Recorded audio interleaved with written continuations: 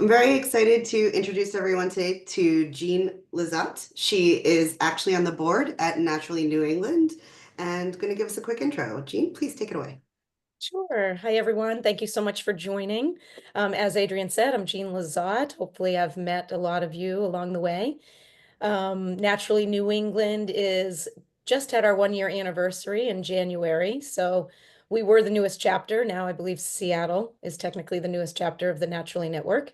But we've had a fantastic first year, and partly, or main reason is we've had a great relationship with Naturally New York and very happy to co-sponsor events with them to be able to bring amazing content to you all.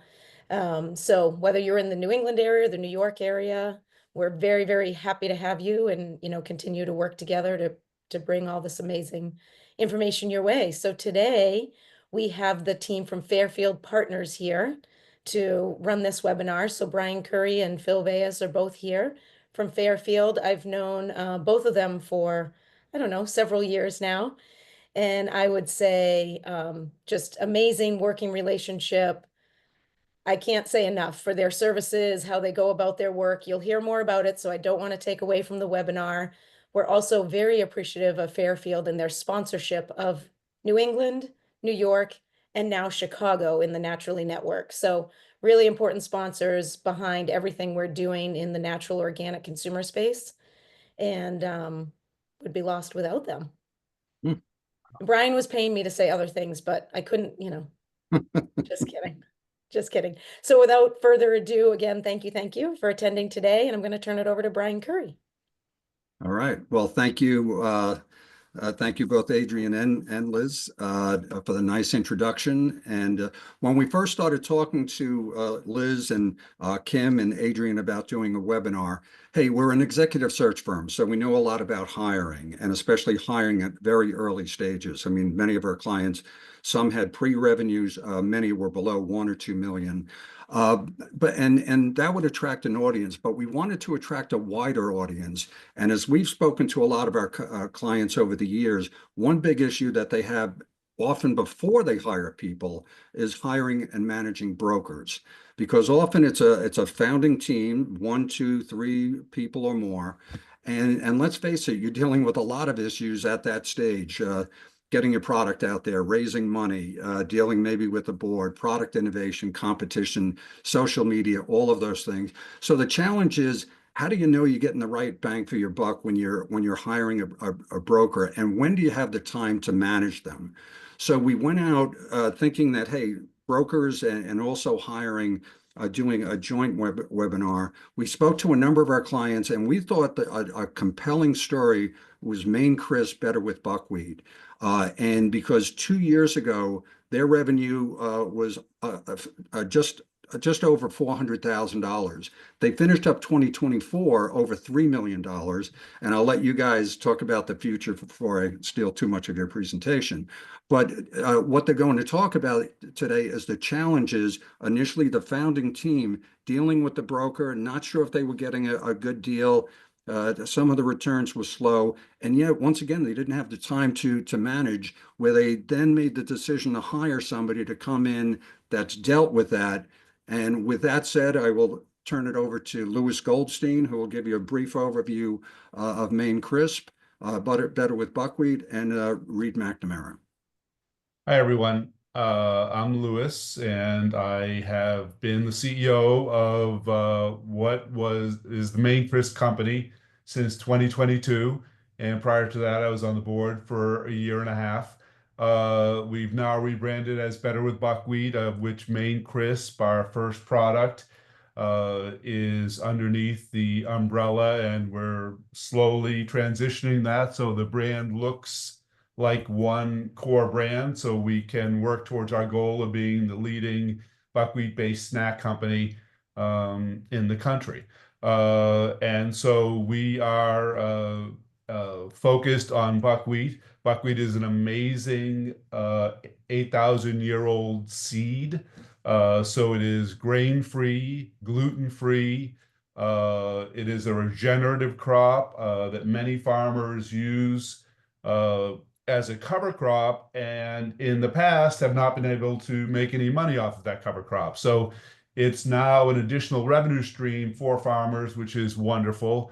So it's both regenerating their soil after potatoes or other crops, and it is a drought-resistant, fast-growing crop, so they can harvest their first crop, grow this in 6 weeks, and then make an additional revenue stream.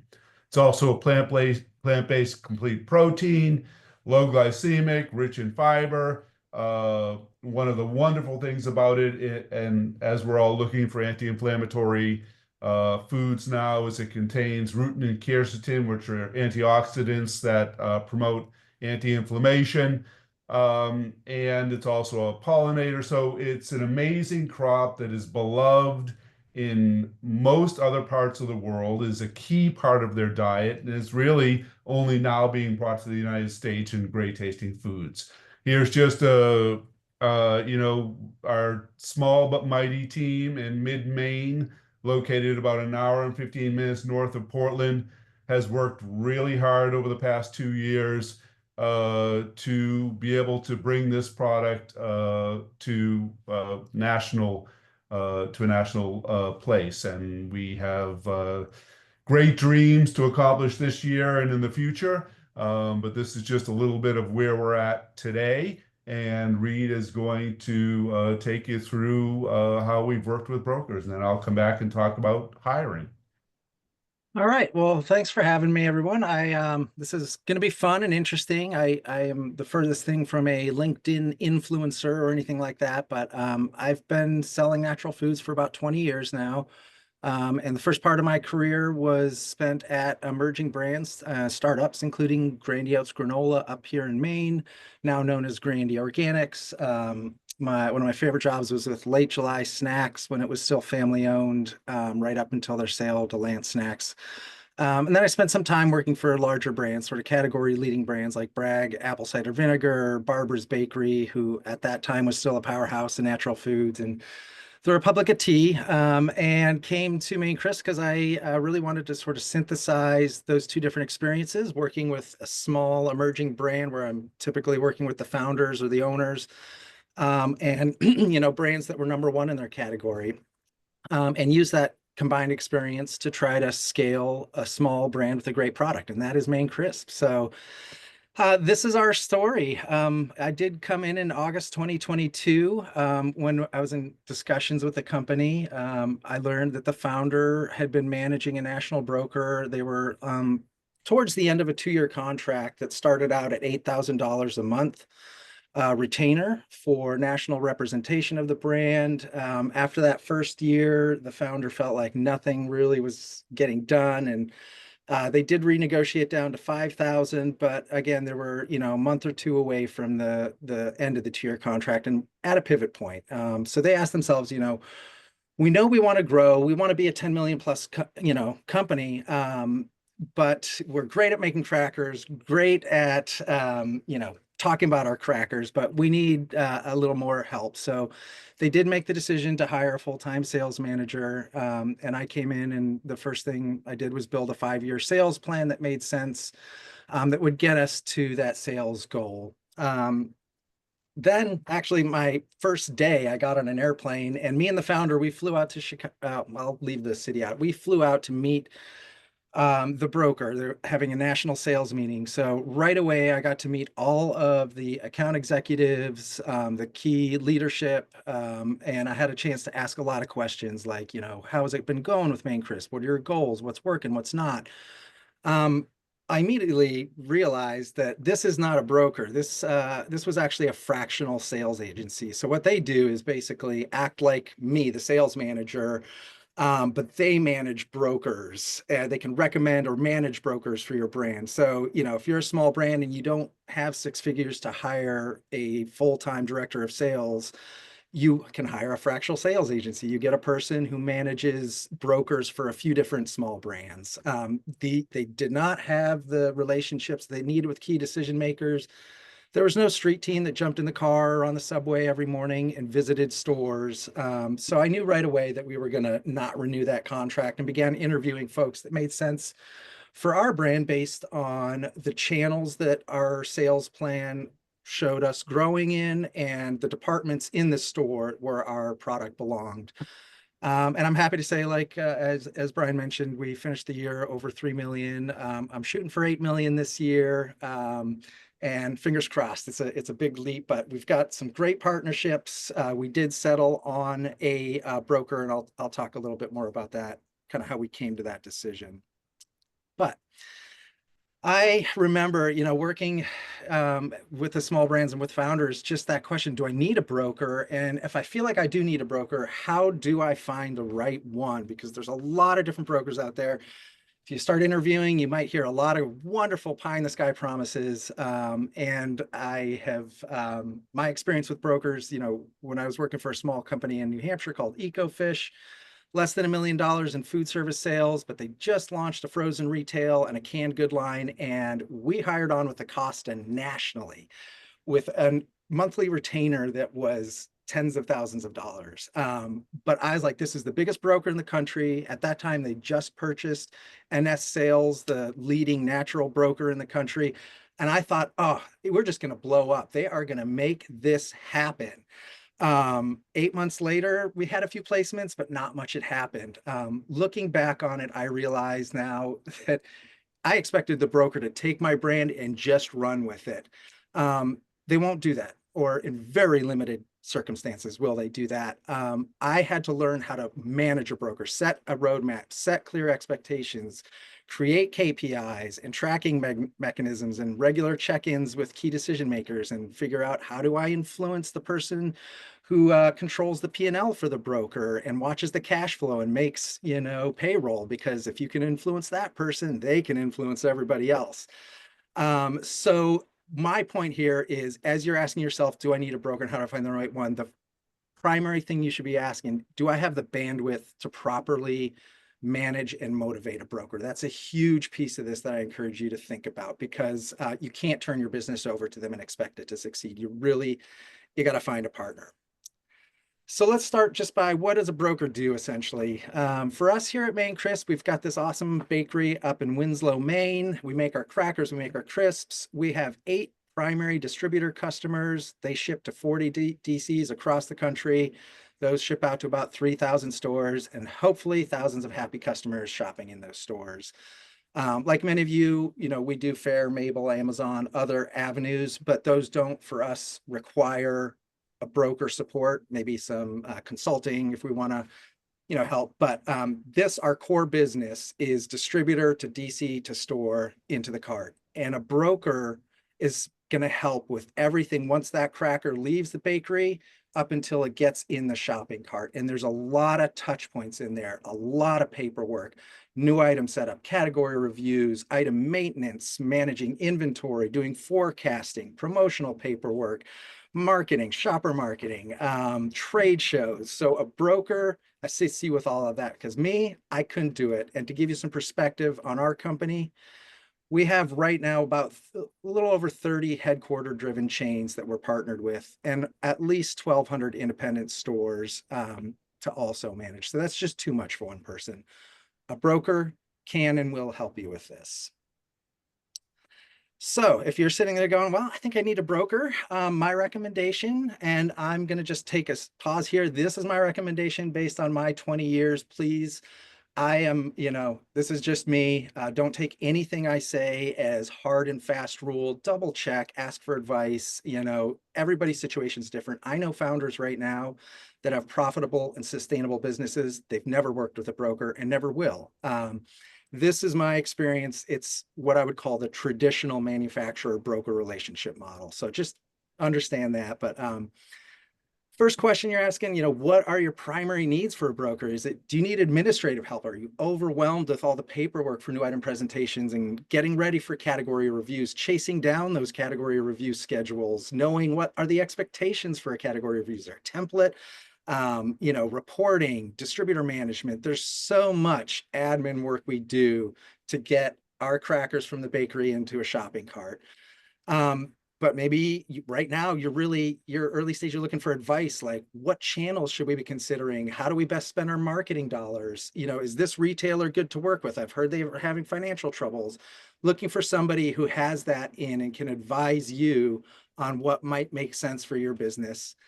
And then I know a lot of founders really want to know, do you have the relationships? Because, when I was representing Bragg, I'm a regional salesperson. I'm getting in front of a category manager. I was passionate about the brand, but nobody is as passionate and knowledgeable about a brand as a founder. So is your goal to leverage their relationships with category managers, buyers, key decision makers to get you in front of them? I've talked to a lot of founders where that's what they want. They just need somebody to open that door.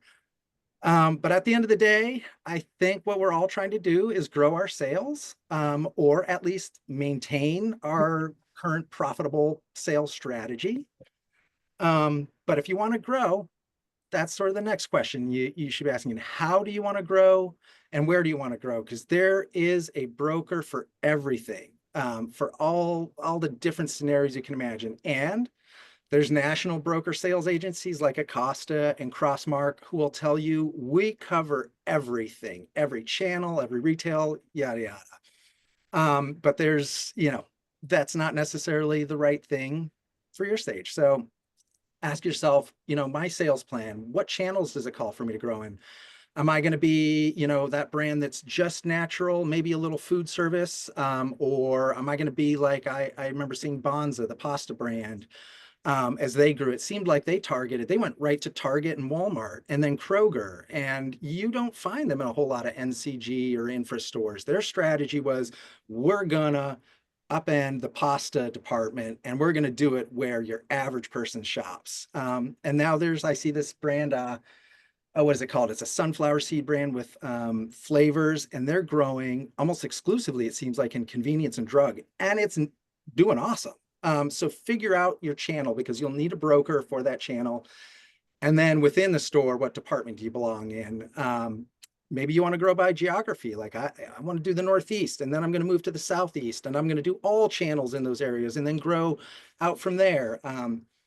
At Maine Crisp, when I started, our product at that time was just a crisp bread cracker. We didn't have a snack cracker line like we do now.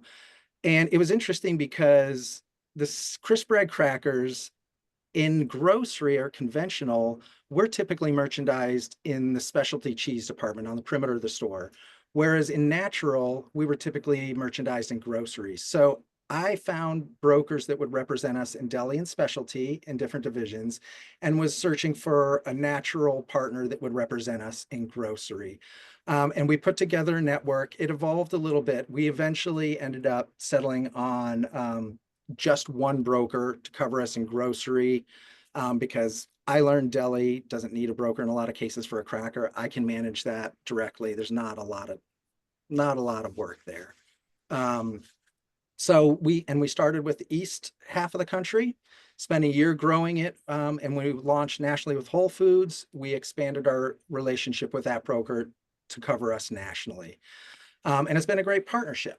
And then the last thing I want to ask, because this was really important to us at this stage, and I think for a lot of emerging brands, this is important, because your lowest hanging fruit and the stores where you're going to sell best right now are the NCG stores, infra stores. In our case, it was cheese stores, the independents up and down the street. Really important to understand, does your broker call on headquarters and have a street team that jump in the car and the subway and go and visit the Westerly Healths, the Black Forest Acres, all of the independents, and sell your product in, manage it, merchandise it, etc. For us, that was really important. I do believe there is a broker partner for just about every company out there, whether it's a national broker, regional brokers, or a boutique broker that maybe just calls on 2 or 3 specific retailers and that's all they do. Maybe the master broker, which is that fractional sales agency that we had started with, maybe that is the right model for you. There's a lot of different ways to partner with a sales agency. When you're talking and when you're interviewing with folks, though, some of my recommendations, one, I probably don't have to tell you this, make sure you feel like they're aligned with your mission, your values, your objectives. You're going to spend a lot of time with these folks on the phone, in calls, at trade shows and meetings. Make sure you feel like they believe and they understand your brand. Commission and retainer, you're gonna likely have to pay a retainer, a flat fee, until your sales are high enough that whatever commission percentage you work out exceeds that retainer. Doesn't always have to happen. You know, ask them, what are some creative ways we can fund this partnership? And whatever you settle on, I highly recommend you have a lawyer review the contract. One of the deli brokers I hired, Lewis and I both read over the contract. We're like, yeah, this all looks great. This all looks great. But when it came time to part ways, there was some language in there that I knew about, but it's like, oh, he would never do that. He did that. We lost a lot of money that could have been used for a lot better things than meeting what was in black and white there on the contract. Please have a lawyer review it. It's worth the cost up front. And then when you're interviewing brokers, dig in, find out like how deep do their resources go and how good are the relationships. So if you know I am like Kroger's what I need, I have to have Kroger, ask them, tell me about your Kroger account executive. What is their background? Did they used to work at Kroger? Did they work at a distributor that serviced Kroger? Or were they at a manufacturer that called on Kroger for 10 years? Understand that background relationship. And another story I'll just relay, this is kind of why I say this. I was interviewing with a broker and they learned that I had been calling on Kroger. And at that time it was for less than a year. It was across a few different categories. So it was a pretty good experience for me. But they're like, oh, this is great. If we hire you, we can tell our clients we have a Kroger expert. Now, being on the manufacturer side, if I'd come to someone like me and learned, oh, you're not really, I mean, you get how it works, but you haven't built these strong relationships. You don't know how to go around and find key decision makers. I was not an expert. And the fact that they would market me as such, red flag. So dig in, ask about the backgrounds of the folks that are going to be key to your business. And then really understand before you sign that contract, exactly how many stores do you call on? What are the chains? What are the distributors? The cadence, how often? What are your audit capabilities in terms of, once, twice a year, going out and telling me exactly what I have on shelf, where, pricing, pictures, all that stuff. And when it comes to admin, who does what? We do quarterly business reviews. Does the broker put together that business review and approach you and say, here's how we did versus the KPIs you set against us? Or is that something that you want to put together and bring to them and say, hey, broker, here's the KPIs and here's how I see you, or how you performed against them. Getting all that stuff out of the way before you sign a contract really means that you're going to hit the ground running. You're not going to spend your first couple months sort of figuring things out. It'll give you a more solid foundation. And I can say that for Better with Buckwheat, we are better with brokers. Our trajectory, that pivot point where they decided to hire up or continue as is, I think they made a great choice hiring up. That's not, not anybody else. There's a lot of other people in my position who could have come in and did what I did. I'm not doing anything crazy special here. The 5-year plan we're executing against is going well. We found the right broker that really aligns with our strategy, and they're moving the ball. And I'm setting, and we measure against quarterly and annual goals to keep them on track. And I just say, no broker out there wants to not be successful. They want to see your brand succeed. But again, taking it back to what I was saying at the beginning, you got to make sure that you're leading and guiding them on what defines success, what are the KPIs that define success, and track those. And then I just say the last thing I forgot to mention, just in the spirit of having fun, all the pictures in this presentation came from broker websites, except for these two. These is my little shout out to Steve Bernard and Darby Zurich. They were both from Late July. Steve started Cape Cod Potato Chips. Darby was my boss at Late July. some of my favorite people in the industry, and the first ones that really gave me a chance to run a region and be a sales manager. And I don't think I'd be here and still as excited as I am without them. So just a little shout out to them. And that's my TED Talk. I appreciate you listening. So I am going to turn it back over to Brian, I believe, here. No, I think Lewis wanted to wrap up. Right, that's right. Thanks, Reed. So I'm going to just briefly talk about the advantages of using a search firm to hire the right people. And what I've learned over my career about using one and not using one. And this is in no way, I wouldn't be saying this or spending the time talking about this if I didn't really believe it. It's not a paid sponsorship. It's what I have found in my career. And we all hear and we all talk about our people are the most important thing. But yet a lot of companies don't spend the right time or resources to hire what we all say is the most important part of our success. And I look at it, there's two ways you can hire people. You can be reactive, where you can put an ad out on LinkedIn, you can put an ad out on Indeed, and you can wait for people to come to you. And you can do your best to try to target the places where you think people will look. But those are only people looking for a job. Or you can be proactive and you can hire someone to go out and find the right person with the right qualities, with the right experience, with the right frame of mind, with the right ideology to join you. And I think, and I've seen that in many companies, they look at that expense of hiring someone and using a search firm as something they think they can't afford or is something that only big companies use.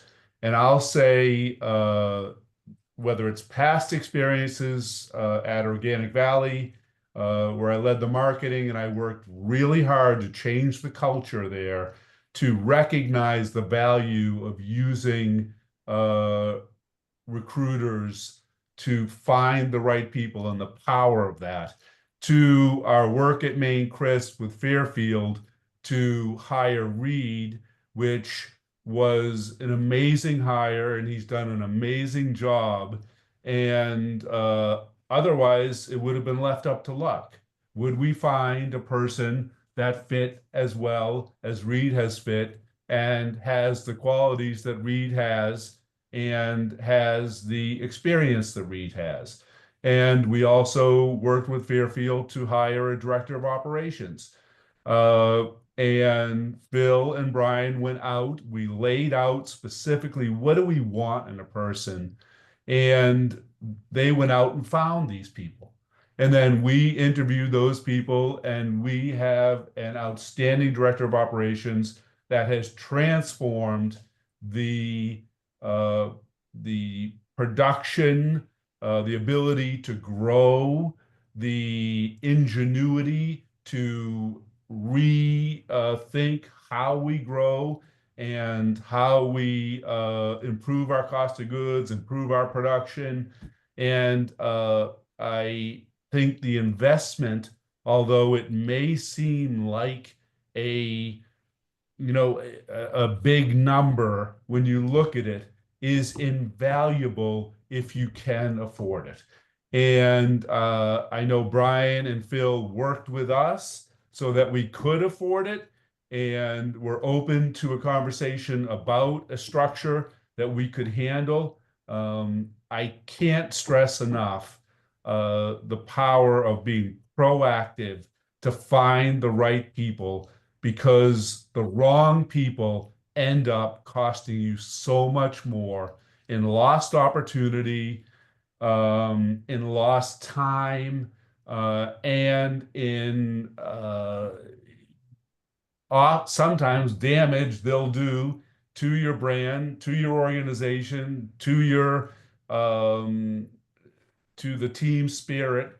And I just, when Brian and Phil now talk about what they do, I really want to stress, if you can afford it, or if you don't think you can afford it, talk to them or someone like them.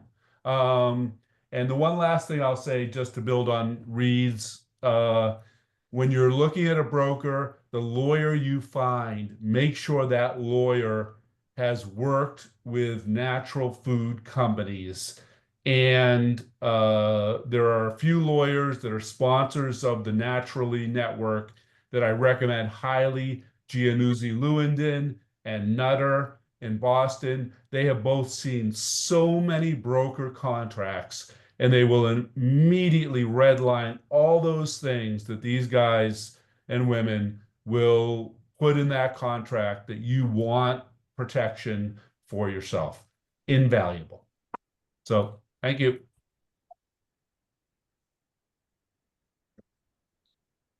Okay. Appreciate that, Lewis. And you said it wasn't a paid presentation, but maybe send me your Venmo at the end of the presentation. Thank you. Thank you for that. So just a couple of slides on Fairfield Partners. First of all, these are all founders. I believe there's a lot of founders on the call. Also, 2 female founders. We've worked a lot with them. All of these, well, and 3 of the 4 have had successful exits. It all started with Bare Naked in 2005. In 2004, they had done 1.6 million. We did 8 searches for them over the next 3 years, and they grew to 45 million. And then Kellogg's Kashi bought them. Tasty Bite sold to Mars. Food Should Taste Good, General Mills. Maya Kamal, still a very successful private company. And then those are some of our earlier clients. Here are some more recent over the years and across many different channels. Won't go in, but sales, marketing, finance, operations, and so on. As you start talking about hiring, and by the way, you'll get copies of this. This is a rolling 6 months of what we've seen in searches, and we've done searches on all of these and other categories that are similar, but we tried to summarize it.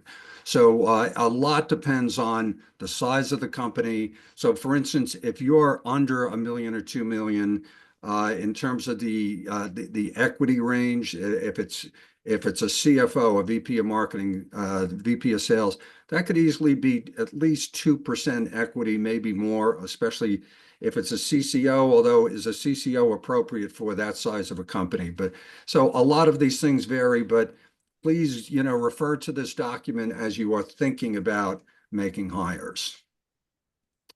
And by the way, you can also talk to us at any time, whether you're looking to use our firm or not, to talk about anything that we're going to cover today. So for instance, the hiring and the process. This is a lot. These are what we think are the right steps to go through. And it seems like a lot. Let's take them 2 or 3 at a time. So it's funny, Reed, on your slide, what are your needs and goals? Well, it all comes back to that. Needs and goals for the company, needs and goals for each position. What are the key roles that need to be added? The third bullet is very important, the target start date. Often when companies come to us and hey, they want the person yesterday as a joke, but hey, they're looking for the person to be on board. Realistically, a search by the time you start it, we've done searches under 30 days, under 45 days, but usually 45 to 60 days. But that's to get them to agree to it. And then, there has to be some time often for them to resign. So you really have to think of the target date and start back from that as you're planning to bring them on. And when I say start back, I mean at least 3 months. If it's more, the more the better, so you can really plan along with the steps and Phil will take it to the next one. Thanks, Brian. We'll talk about defining the role, and let's use sales as an example. Many early stage clients, they I think they tend to feel they need to immediately hire a VP and build the team top down. And we actually kind of advise against that. Maybe it's not the best business practice for Fairfield Partners, but we do advise going to a director. VPs have been managing teams for a while. They've gotten away from the day-to-day, feet on the street method of selling, and they don't have the close relationships with buyers that they used to have. I think Reed, really eloquently put it before. His example is a great example of he still understood what it was like out there, and we just feel like it makes more sense to hire someone maybe at a director level that could be eventually groomed into a VP and then build a team that way. Also, once you define the role, it's important to build a captivating spec. Try to really put thought into the spec. Think about what you really want in this position. Make sure it's not just a cookie cutter spec. You're trying to convey your company's missions and their values. And remember, you're competing with other companies who are vying for the same talent. So try to make your company stand out. And finally, also think about what the path is for this candidate. Candidates want to know what the potential is for themselves. It's not just salary, it's not just equity. They want to know where this position is headed and where this role could potentially lead for them in their careers. So then talk about the process. Who should be involved with this? So often we're dealing with the founder and the CEO, and sometimes there's another co-founder or two in there. Other times it's a bigger company. So we deal with a lot of our companies have 0 to 30 to 50 million. Many of them, by the time they get to 50, are acquired. So we have to churning through. But as it gets bigger, you might want to think about it, how many is too many. We think a team of 3, maybe 4 at tops, to meet. And one thing that we recommend against, that we see that things can get a little kludgy, is sometimes people want the people that were reporting to the position. So let's say it's you're searching for a VP of marketing, a VP of sales. It doesn't matter. Somebody that will report to be part of the process. We recommend against that. There's a lot of things that can go wrong. First of all, it's hard for that person who maybe has never been a manager, maybe never hired, to now hire your boss. And then what happens if the management team wants somebody and, oh, that's not the one that I want. So I think it has to be it's best. We find the searches that go the best, the management team, and hey, they're looking at things like how the functionality of the person, the culture of the person, but them making that decision for the company. And then finally, approaching individual interviews. If there are 3 or 4 people, try to plan ahead of time so each one is asking about something different. Again, it's easy in the sales example. Tell me about how you negotiate. Tell me how you build a pipeline. Tell me how you build relationships, as opposed to just going through the resume. It makes a better experience for the company and also the candidate, which, as you'll see on the next slide, is very key. This is probably my favorite expression in search. Recruiting is a two-way street. And, I mentioned earlier, these candidates are being approached by multiple companies, and the competition is absolutely fierce. And while we, Fairfield Partners, will only present our candidates with one opportunity at a time, we have no control over who else is calling them. So we just think it's vital, and tell your story passionately. It makes such a difference. I mean, I know that when I've spoken with founders, I try to convey that passion when I'm speaking with candidates prior to the interview process, and I know I get off on that. While you're considering your candidates, also try to keep in mind today's trends. Think about the structure of the teams, what their in-office requirements might be. Sales is usually a virtual type of role, but maybe you want your salesperson to be in the same time zone or region, or perhaps you're trying to tap into a certain market, and it makes more sense for that person to be located in another region. But just keep those things in mind while you're speaking with people. Marketing, for example, has shifted over to a more hybrid model, while we've seen finance operations, they've gone into more of an in-office model with some flexibility. But keep those things in mind as you're speaking with candidates.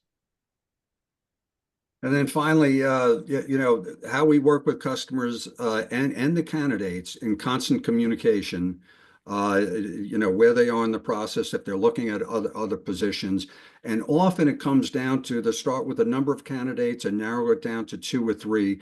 We highly recommend, once again, this is whether you use an outside firm or not, but have them come in. It's preferred face-to-face. If for some reason you have to do it video, and present it based on what they know now, a 30, 60, 90-day, 1-year plan. Just with what you know now, how would you start in the first, what are some of the things that you would do? And it doesn't have to be perfect. The whole idea is to have them get up in front of you. Let's face it, especially, there's a lot of pressure out there, whether it's sales, marketing positions, seeing them deal with the pressure on their feet, being able to ask them questions about it.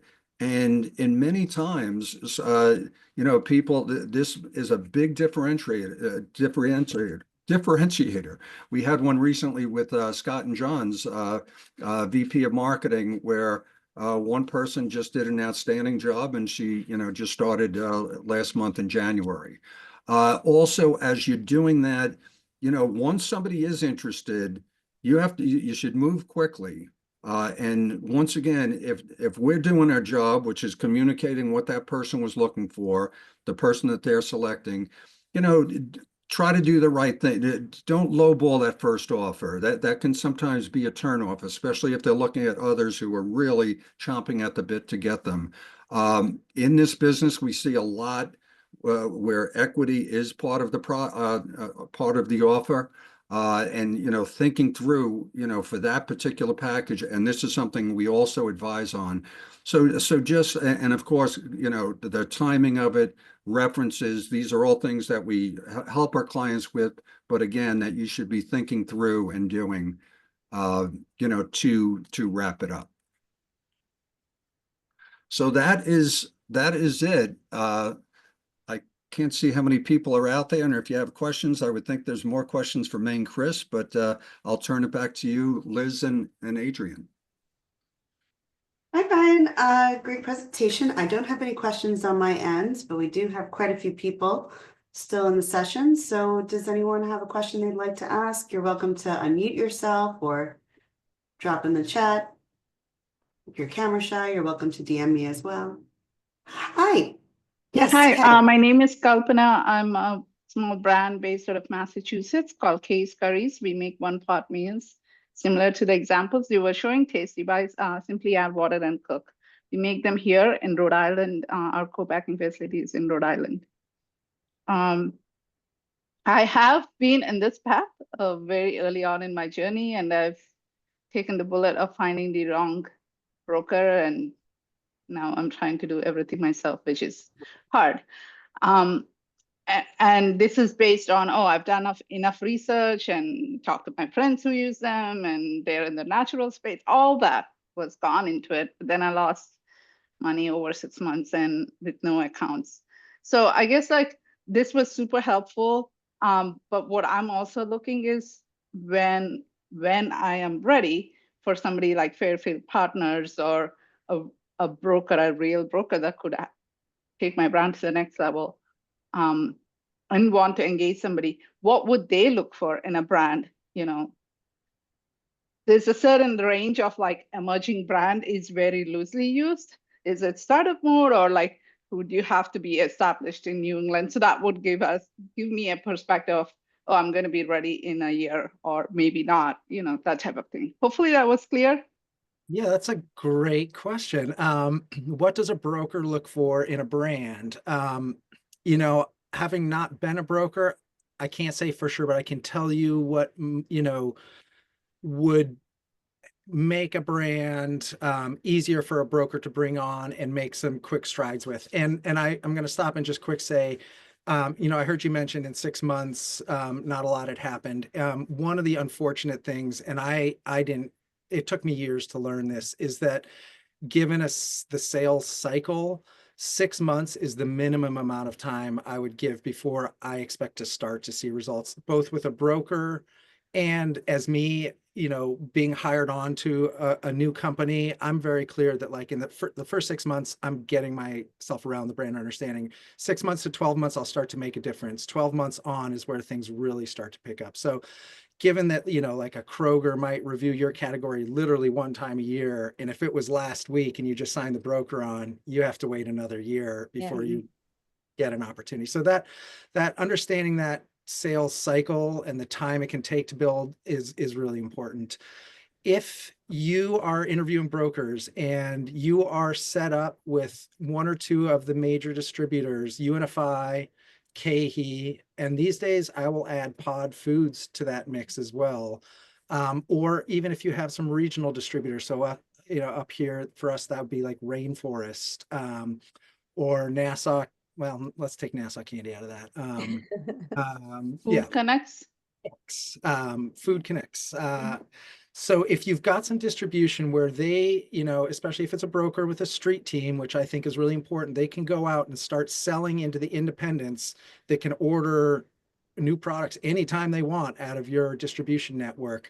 That's a great way in those first 6 months to see some progress be made while you're waiting for some of those major headquarter category reviews to come around where you can present. And so if you've got 6 months of hitting the street, making some good gains, and then you have your first major category review that you win some space, you got to wait a couple more months before that reset happens. This all is so excruciatingly slow sometimes.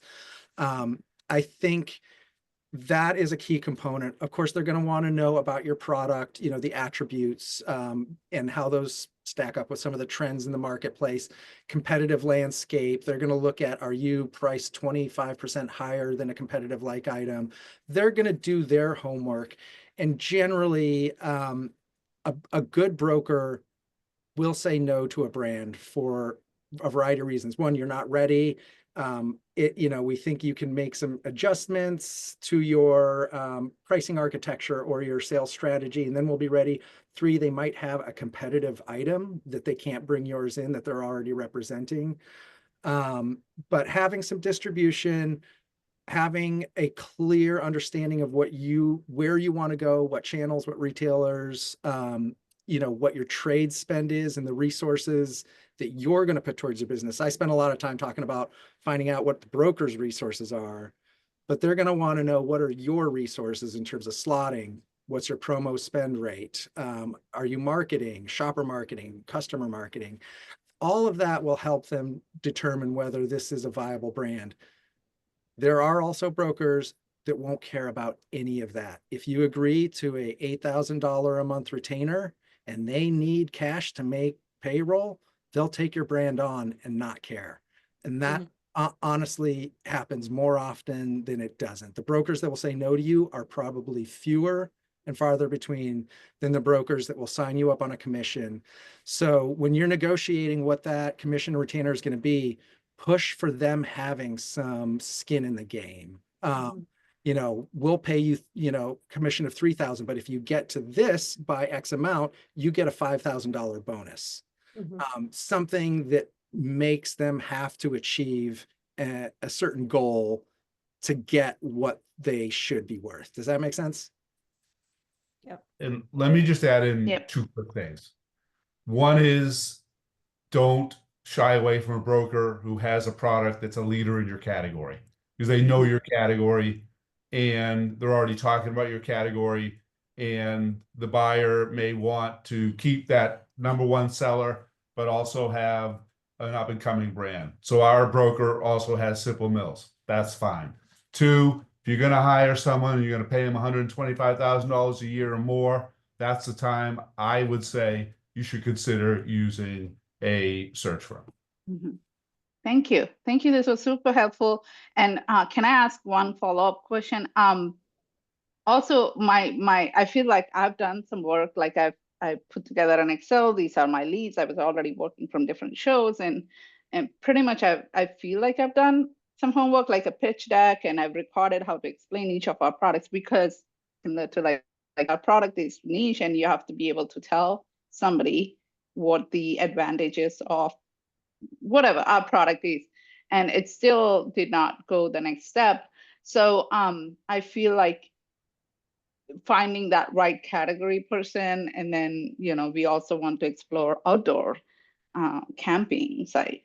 how do we get into these categories? Is this where I would have to look into somebody like Fairfield Partners that would help me find? Well, it really depends, exactly what you're looking for. So part of the thing we do is, especially if you are looking to, understand what the dollars exactly, years of experience, what are you expecting them to do? And once again, what are the needs and goals of the position? So, and then certainly work through, and years of experience is a key to see how much that compensation should be.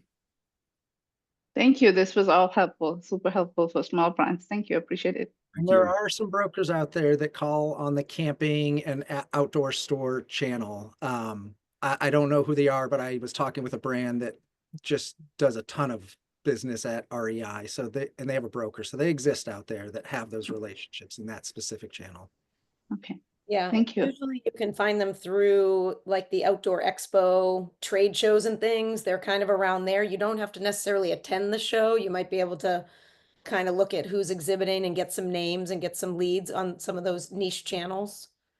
They seem to all kind of swim around, the annual trade show. Yeah, there's a one that's happening in Boston in a week. I'll be there, but it's a G2C, but maybe I ask the brands and see if they're using any broker. Exactly. Yeah, if you're going to go walk the show, yeah, just ask people who they use. I think the other advice, what Lewis said is really important. Smaller brands tend to shy away from brokers that have a bigger brand in their portfolio. That's the broker you want. They know the category managers. They're already walking in with a bag of products versus a broker that may not have your category contact. If you're the brand, if you're the only, well, I'm in pet products, for example. So I don't want to go to a broker that's never had a pet product because they don't know a single pet buyer. So don't shy away from that. And don't think that they're going to give that bigger company more attention than you. They're going in with all the products to talk to that buyer. So that's super important. And then also ask them, Kay, can you tell me another brand that you've pioneered into some of these retailers? Pioneered is kind of a term for these brokers when we're talking about smaller brands, and you can get a feel for their appetite for pioneering a brand, by just being really transparent with them and say, give me an example of another brand that you've pioneered into some bigger retailers. And they might be honest back and say, you know what, we're not really the best at pioneering smaller brands. Like Reed was saying, they may say, we're not your best fit. Thank you, Kalpana. Yeah, we have another question from Aaron Sager. Aaron? Hello, my name's Aaron. Nice to meet you. I love the presentation you guys gave today. I have, I guess, two questions. I think they're related. Brokers versus distributors. I'm still kind of new at this. I really thought that distributors would be knocking on retailers' doors saying, we have this cool product. So a broker seems to do that also. And also, where would you look for brokers versus where would you look for distributors? Thank you. Great questions. The distributors have a sales team. And like Kay, he has all the sales team contacts right there on their website. So you can get out there and email the Publix account manager and be like, I want to present. Truthfully, a lot of what the distributor salesperson is doing is problem solving. Boxes that have gone missing, orders that didn't show up. This didn't have the deal I was supposed to get on it. Shoot, we got UPC changes, price changes. The amount of selling that my impression is anyways, that they do is pretty minimal, especially the account executives that are doing the headquarter piece. Their selling revolves right around those category reviews. And they are, I will say, an integral link to the category review process, especially at a place like Market Basket, for example, here in New England. That category manager relies very heavily on the UNFI account exec to bring the brands that the category manager expects to see. And they have criteria. You have to have this much ACV. You have to be the, top 10 ranked, blah, blah, blah. That distributor rep's going to know and filter the appropriate information to them. But up and down the street, the NCG, the independents, there's some selling that happens, but a lot of problem solving. And so the broker, they are, they're really necessary because they're certainly going to help us, the manufacturer, do some problem solving on stuff on our end. But really, the majority of their focus is supposed to be selling. The street team has a regular cadence. I call on A stores twice a month, and they walk in, they have that set meeting, they go through all the new products, the promotions, et cetera. You know, at the headquarter level, they're getting you ready for the category reviews. Sometimes they're, you know, putting you in touch with the account exec at the distributor for the actual review, because sometimes that'll be managed by them. But the broker that we started with at Maine Crisp, that one I told you about at the very beginning, 2 years, almost everything they were doing was relying on the distributor sales team. They didn't have the direct relationship one step but beyond to the category manager. And that was a major red flag for me, because that team is just too overwhelmed to really be a brand advocate for somebody new. Your broker is going to be your brand advocate. Your distributor rep team is going to be your problem solving, you know, once you're up and running team. Your resource, I guess you could say. Reed, I think how you uncovered that was, hey, let's go on some calls together. And they're like, we don't do that. And you were like, Yeah, what? yeah. I'll email the account exec from KE and see if we can, you know, get a meeting. And I was like, oh, so you're not gonna get a meeting with the category manager like a broker would. That was a red flag. And then I'm sorry, Aaron, your second question was. Second question is, where do you, I guess you can use, you know, search agencies. But if you weren't going to do that, where can you find the distributors versus the brokers once again? Yeah, so a couple resources. The Specialty Food Network has a list of specialty brokers, including ones that don't have websites. A lot of the smaller brokers don't really have a strong web presence. Expo, Natural Products Expo, I believe on their website, they have a section where you can find listings of brokers. Walking, you know, if you have a booth at a trade show, you may be approached by brokers looking for business. And being sold to, but trade shows are a great place to ask around for about brokers. If you go to a distributor trade show, like a UNFI tabletop show, often they'll group brands by their broker. So you'll see all the Wildfire brands on one aisle and all the Presence brands in one aisle. So you can kind of find out who's who, and also use that as an opportunity to ask, hey, how do you like your broker? Are they working for you? I'll just say that, like, if you just type in natural food broker into Google, you're going to come up with the top half dozen, but there's a lot more brokers out there that, for whatever reason, just aren't really like on the web. So industry websites, I recommend, trade shows, and certainly asking around as well. Thank you so much. Yeah. Thank you, Aaron. Alejandra, you had your hand up next. Yes, hi, good morning, everyone. So thank you very much for the talk. It was very interesting. I'm the executive manager of pH Plus Water West. We are an alkaline water company. We have more than 10 years in Latin America, but we recently entered the US market. So we are just starting with a couple of sales. Would you recommend investing in a broker? Because we are just like launching our product on the market. Do you have distribution? Do you have distributor partnerships? Just one at the moment. And is it a regional, or do they cover national? Yes, it's regional right now in Florida. Without knowing a whole lot more, my guess, it's interesting. Florida is interesting just because it's dominated so much by Publix. And outside of Publix, there are independents, but I guess water would also go into a lot of places besides grocery stores. I think I apologize, this may not be the answer you're looking for, but if you know what channel you want to sell water, and if you're looking at convenience, there is a regional broker, I'm sure, that can focus on getting your product, helping you get in front of the right people for convenience and drug. If you want to be on the shelves of grocery stores, I don't know. Like I say, the grocery market in that area is really dominated by one player, and that's Publix. If you want to get into the independents and some of the alternative stores, a lot of those, there's a lot of like Asian grocery stores down there that don't have brokers that really call on them. We get calls every now and then for small chains, and I don't know who calls on them. So I feel like I'm not being very helpful, but with one distributor in one small region, if you can find a small broker in the channel you want to be, go for it.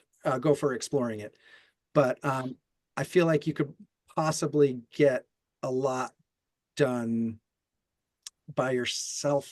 I don't know. Water's also, that's a tough one for me. I have no experience in beverage, so I apologize. Anybody else got some good insights? Out here. I try to find a beverage distributor in Florida that would be interested in taking in your product, because the beverages are often sold in by the distributor to a lot of accounts, as opposed to it being a much broader, often the distributors have a door, they control that door. And so if you can find a distributor in a market in Florida that you think you'll be successful in, so you have a distributor, you have a beverage distributor in Florida Yes. that covers the whole state? He's trying to. So he's really like a small distributor. So he's making like small steps into cover the whole Florida area. I'd probably try to find a more established distributor that's looking for emerging brands to help fill out their portfolio, whether it's a beer distributor or a soda distributor. I'd try to look for that. In my days in Snapple, the trucks were always looking to carry something additional on the truck if they thought they could sell it. So I would I'd try a few of the larger distributors. Thank you. Sure. Thank you, Alejandra. And I know we're a little over time, but we have one more question. Michelle, Brian?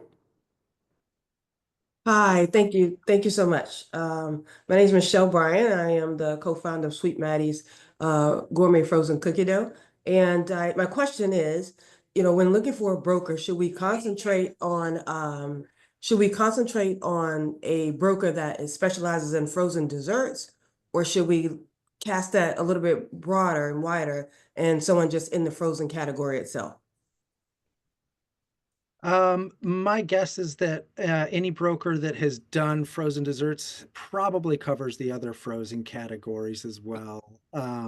Generally speaking, like our broker, they're an account executive for, say, someone like Fresh Market. That account executive calls on all the different departments. In some cases, if it's a big enough organization, they'll have 2 or 3 account executives and break them out. One might be frozen, one might be dry grocery, one might be dairy. But if they have experience in frozen, and I haven't found too many that focus specifically on a frozen category versus frozen as a whole. Okay. It's a very competitive, as you know, part of the store. So yeah, they have to know their stuff, not just as it pertains to cookies, but pizzas and everything else. And Okay. the broker you use now, Reed, is Presence, correct?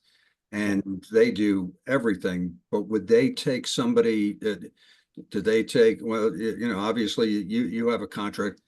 Any idea what their realm of revenue might have to be to get their attention, or do they take, early stage revenue? Frozen. I mean, they took us when we were at 400,000. So it's not it's not that it hasn't happened. And I know that they have pioneered a lot of brands over the years. When I think of a broker organization that's good at pioneering, presence for me is top of mind. So yeah, I think if the business fundamentals and the product quality and standards are all there, I don't see them passing on something that's a good brand that they can pioneer. And Michelle, I'd recommend you look on LinkedIn for a Okay. brand that you dream of being that's sold out, and you can find the founder on there, and you just message them and say, I'm starting out. Who would you recommend as a broker? Whether it's, Jenny's ice cream that sold out to another company or whatever it is. The founder who's out of it now probably will be happy to help tell you and help guide you Okay. on what distributor experience they had, a broker experience they had, and how you should work with them. Okay. And Jenny's, they sold out, you said? I believe Jenny's sold to a private equity firm or Okay. another company. And I So think that she's local to the Washington, D.C. area, I think, which is okay. maybe it's another one that sounds like Jenny's, but Yeah, maybe. Okay.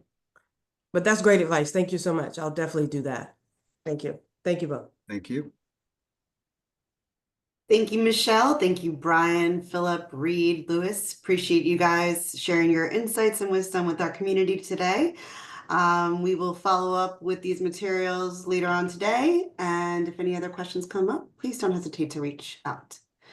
All Have right. a wonderful day, everyone. All right. Thank Good you. day, everyone.